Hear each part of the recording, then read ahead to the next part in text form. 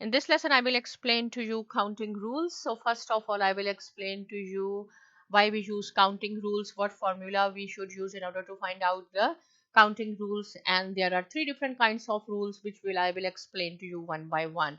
So in order to find out the all possible outcomes, see, the focus is on the word all possible outcomes for the sequence of an event, right? Suppose if we have two events or three events, we have to find out all possible outcomes.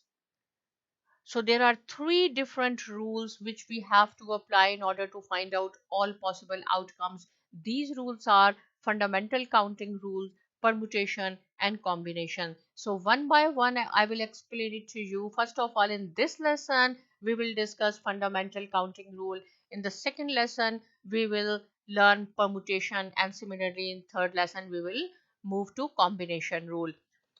So fundamental counting rule, which is the first one and the very basic one, in a sequence of an n events. It says that in a sequence of n events, n means any number of events. Suppose you have two events, three events, four events. In journal, I say n events, in which the first one has k1 possibilities and second event has k2. Similarly, third event has k3 and so forth. Then the total number of possibilities of the sequence will be k1 multiply by k2 multiply by k3 and so on. So you have to multiply. This is the asterisk sign. It means multiplication. If you will see the books, in some books you will find out only dot. So this dot means multiplication as well. So if you have n number of events, suppose if you have three number of events, whatever their possibilities, whatever is the value of k, you have to multiply k1 with k2 and k3 and k4 and so on. So here I have mentioned the note. The fundamental counting rule is also called the multiplication of choices. Why multiplication? Because we have to multiply the possibilities of all the events. Here I have set one example for you in order to make it clear the fundamental rule. Suppose you pick two letters. So this is the first event. I have picked here A and B. You can pick any two, X, Y, right? S, W, whatever you want. This is the first event, and the first event has two members, only A and B. And rolling a die. When we roll a die, there are six different possibilities. 1, 2, 3, 4, 5, 6.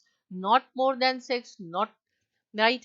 So not more than six. You have six possibilities in rolling a die. The question is, find the total number of outcomes for the sequence of an events. So we have two events, A and B, rolling a die, six possibilities. Very simple is formula. I have told you k1 multiply by k2. So k1, the possibility of the first event is 2 and the possibility of the second event is 6, because there are 6 outcomes. Multiply, so you will get 12. So there are 12 different possibilities. Here I have written the same thing, as there are two events, A and B. This is the first event, and 6 outcomes of rolling a die, that is 1, 2, 3, 4, 5, 6. So just multiply 2 and 6, you will get 12. There are 12 possibilities. But how come 12 possibilities? If you want to see, then I will show you here with the help of a tree diagram can also be drawn. So this is the two. First event is two letter. So the first letter is A and the second letter is B. We are going to make here tree diagram in order to prove that whether we have 12 possibilities or not. So these are the two letters and we have six outcomes from a die. So make six lines from A and similarly six branches from B. And these are the die: 1, 2, 3, 4, 5 and 6. Similarly here 1, 2, 3, 4, 5 and 6.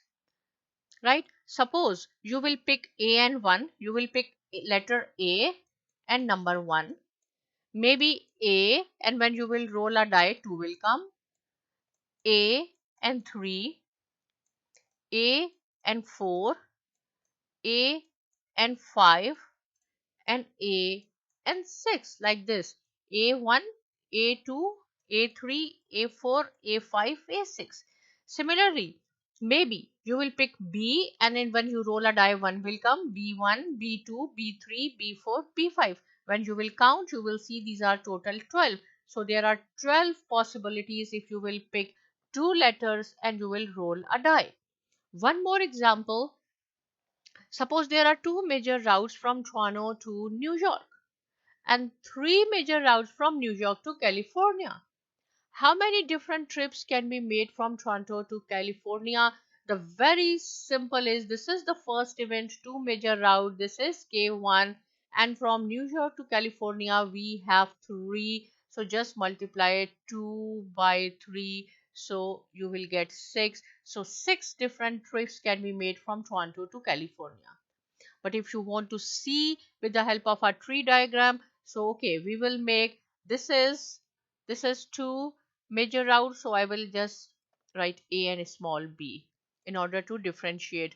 And here is 1 from New York to California, 3, and same thing is 1, 2, 3. Right? So this is from Toronto to New York, A and B, and then from New York you have 3 different routes. Maybe you will pick A and 1, A and 2, A and 3. Similarly, B1, B2, and B3. So when you will count it, these are 6. So there are 6 different trips can be made from Toronto to California. So in this lesson, you have learned the fundamental counting rule. If still you have any question, you can write down in comment section. But please do not forget to subscribe to my channel, Saima Academy, and thanks for watching.